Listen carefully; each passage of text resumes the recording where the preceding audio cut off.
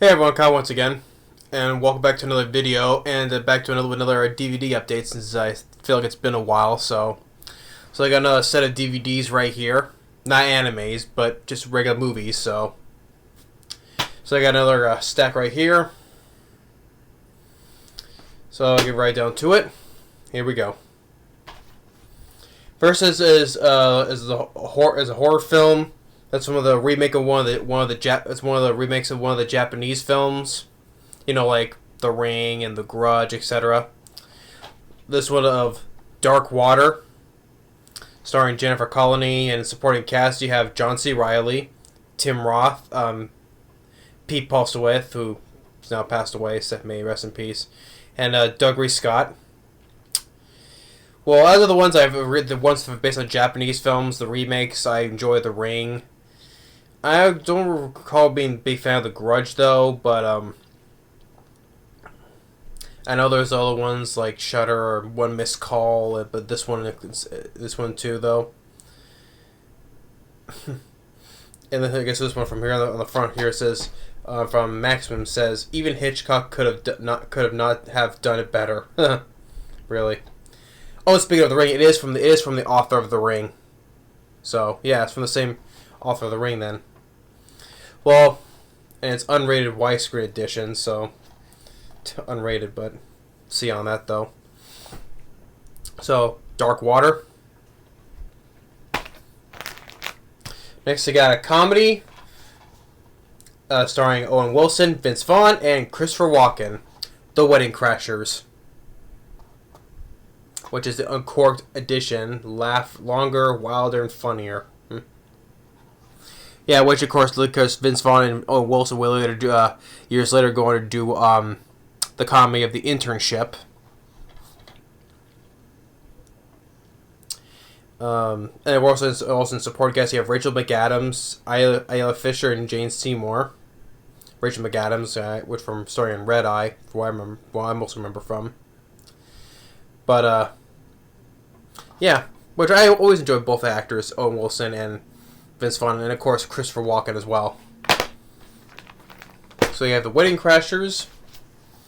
Next, you have the drama starring Julia Roberts, and that is of Aaron Brockovich. Based on the story that, you know, when Julia Roberts playing Aaron Brockovich, the time when Aaron Brockovich was taking on PG&E about the water contamination. And also you have Albert Finney, who passed away a few years ago. Which may rest in peace as well. Then you got also Aaron Eckhart as well, too, an actor I always enjoy too, Aaron Eckhart. And really enough, also one of the producers of this film was actually Danny DeVito, really enough. Danny DeVito actually was one of the producers of this film. Huh. And Steven Soderbergh, which he's also made directed the Ocean 11 movies as well. So yeah, which I like Julia Roberts too. I think this is one of her finer roles, to me. So yeah, Aaron Brockovich. Next, that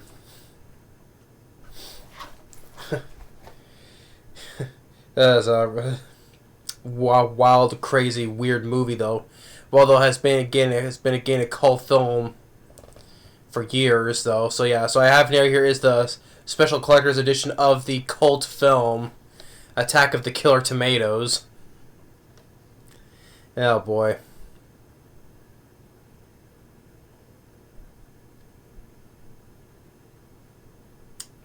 Yeah, Attack of the Killer Tomatoes, yeah. Which I have the sequel, Return of the Killer Tomatoes, which actually the sequel stars a young George Clooney in there, you know, so that's the reason why I got there. Goes, oh hey, George Clooney, is it George Clooney back when he was younger? Yeah, but this is the first one that they were the first of the original Attack of the Killer Tomatoes. Did I at one point hear they were try to do remake, or I'm just hearing things? I don't think so. I probably was just hearing things. But yeah, in the back from USA Today, one of the 5 best movie titles of all time. And then here from KTLA TV Los Angeles, Attack of the Killer Tomatoes comes up with more laughs than Saturday Night Live does on a good night. Yeah, so this has been a cult film for years. So yeah, Attack of the Killer Tomatoes. Next, well, I didn't get the special editions for these for the first two, but I have the rest of the sequels though. But the editions of the first two of the Harry Potter films, The Sorcerer's Stone and The Chamber of Secrets. I had the other sequels, but didn't have the first editions, so special editions. So, yeah. So here's the first two Harry Potter films, The Sorcerer's Stone and The Chamber of Secrets. Both these sequels are directed by Chris Columbus. Chris Columbus, of course, directed Home Alone, 9 Months, Adventures of Babysitting, Only the Lonely. What was the? Was it he also directed Bicentennial Man with Robin Williams and Sam Neill? Yeah, I believe so. But of course, then he later go and direct Pixels. But yeah, but Chris Columbus started this whole Harry Potter franchise. So with the first two. Yeah, but funny enough, yeah, if I think of Harry Potter, Chris Columbus, if he directed, years before, he directed Home Alone. Yeah, but yeah, Sorcerer's Stone and Chamber of Secrets, we got these now, really add to the collection finally. Next we have here this is a brand new one, it's still brand new and it's wrapped up still. And that is of Forever Young, starring Mel Gibson. And you also have Elijah Wood and Jamie Lee Curtis. Music by Jerry Goldsmith, my favorite composer. And it's directed by Steve Miner. Steve Miner, who directed Lake Placid, Friday the 13th, Part 2 and 3, Halloween H2O. And of course, the Day of the Dead remake. But Steve Miner, yeah. Halloween H2O, Friday the 13th, Part 2 and 3 in Lake Placid for doing mostly horror films. He goes and directs this drama. Kind of like out of his element there. But hey, I love Mel Gibson as an actor and Jamie Lee Curtis too. Young Elijah Wood as well. And especially my favorite composer, Jerry Goldsmith. Yeah. Essentially, it was based on a song Forever Young that Rod Stewart played. Forever Young. Yeah. So yeah, we have Forever Young. Next is of, I would say drama. I would say also it's a drama, but also has a little bit of a tad bit thriller though, but mostly drama. As of Brothers, starring Tobey Maguire, Jake Gyllenhaal, and Natalie Portman, which dealt with because people may say about Tobey Maguire though, but for a guy who plays a guy who's a soldier, a husband, a father, right? When he comes back, has a little bit of that PTSD and the conflicts between him and his brother Jake Gyllenhaal, and something that's going on between him and his wife Natalie Portman. So he's kind of a little bit on that uneasy edge right there, especially on what he's been through. So I would say that it was like Tobey Maguire, Jake Gyllenhaal, Natalie Portman too. So, but Brothers, I'll have to get that a review. Next is of what was this here from? Yeah, what year this is from, but of course it's based on the legend of on the historical figure Joan of Arc. Joan of Arc, played by Lily Sobieski. I guess she was in Deep Impact. Of course, yeah, it's the legendary Joan of Arc. And one thing that was fascinating about this one is the supporting cast. I mean, for a supporting cast in this film, you have Jacqueline Bisset, Neil Patrick Harris, Robert Loggia, may he rest in peace. Robert Loggia I most remember from Independence Day. Peter Sturgis, and you got cameo appearance by Shirley MacLaine and Peter O'Toole. And especially an actor that I've always enjoyed, especially when he plays mostly bad guys though. Powers Booth, bad guy from Tombstone, Sudden Death with Jean-Claude Van Damme, or he could play a good guy. We was in the original Red Dawn. I always enjoyed Powers Booth. Also, the first Rapid Fire. It was Rapid Fire with Brendan Lee. He was a good bad guy in that.